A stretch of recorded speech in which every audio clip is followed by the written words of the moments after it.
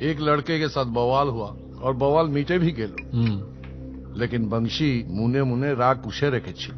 अच्छा, तो होली के दिन वो खतरा है ना, ধুত্রফুল, हाँ हाँ, उसका सीड्स वो भांगे साथे मिशिए खाइए दिएছিল।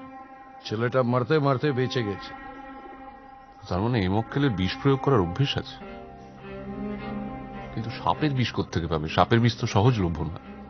তো আপনি কি বলছেন, সাপের কামড়ে মরে নাই, বিষ ইনজেক্ট করিয়াছে? অস্ত্রটা, যে অস্ত্রটা দিয়ে শরীরে বিষ প্রয়োগ করা হয়েছে, সেই অস্ত্রটা খুঁজে বের করতে হবে। Hypodermic syringe? না, ছুঁচ হবে না। ছুঁচের আসলে খুব ছোট ফুটো হয় আর 2-4 মিনিটের মধ্যে মিলিয়েও যায়, ছুঁচ নয়। और एकदम साइड बाय साइड ছিল।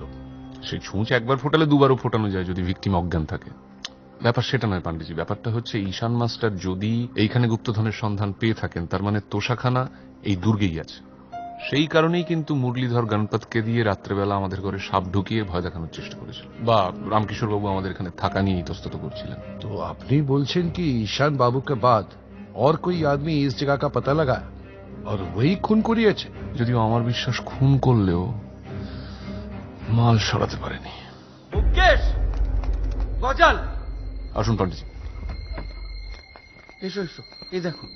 আমি আসলে এখানে সব পরিষ্কার করছিলাম, দেখি একটা গজাল নড়ছে। হ্যাঁ, তখন আমি আর সীতারাম গজালটা একটু ঘোরাতেই দেওয়ালটা সরে গেল। সীতারাম একটু বাইরে যাও।